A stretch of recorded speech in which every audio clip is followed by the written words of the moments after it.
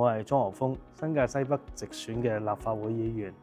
咁我哋嘅主菜咧就一定係做交通建設㗎啦。咁其實作為一個有呢個工程啦、IT 嘅同埋初創家嘅背景啦，我入到嚟議會咧，我就希望可以透過我自己親身嘅一啲經歷咧，推動政策，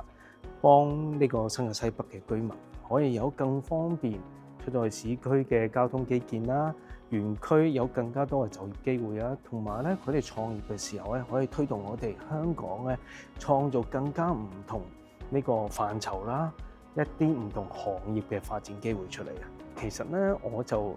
雖然對我唔了解，但係大家對田北辰議員就好了解。其實我咧就同佢一齊合作咗7年，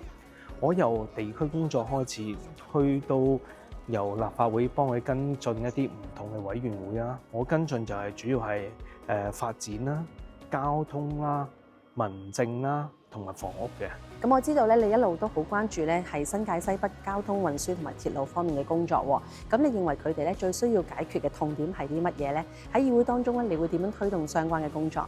一定要做翻我哋第一關注嘅交通基建，尤其係洪水橋去到小欖跟住欣澳嗰條鐵路啦，同埋屯門沿岸嗰一條嘅鐵路，係令到新界西北居民翻工放工嘅問題可以舒緩到屯馬線擠塞嘅情況。佢仲可以做到一樣嘢咧，就係連接到去前海兩地交流啦。作為新一屆嘅立法會議員，尤其係我哋年青嘅一代咧，未來香港有好多唔同嘅發展，例如北部都會區，我一定會喺政策方面咧推動佢盡快落實。咁我哋新界西北嘅居民，無論係北上北部都會區，定係南下去到維港都會區，都有更加美好嘅發展。我係福建人，我中意喺屋企煮嘢食啦。煮嘢食咧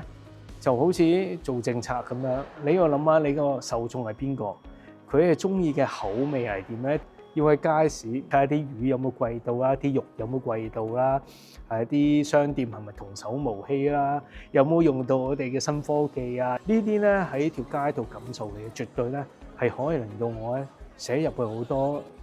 議會入邊唔同嘅議案。元朗南咧就係北部都會區嘅一個範圍。而家未來有個新型嘅微電子中心啦，政府要大膽啲，要基建先行。喺居民咧未搬入去之前咧，道路又好，鐵路又好，所有嘅巴士線都好，都一定要準備就緒，令到我哋可以應付到咧即時搬入嚟嘅一啲新增嘅居民。咁呢樣嘢交通基建再出發。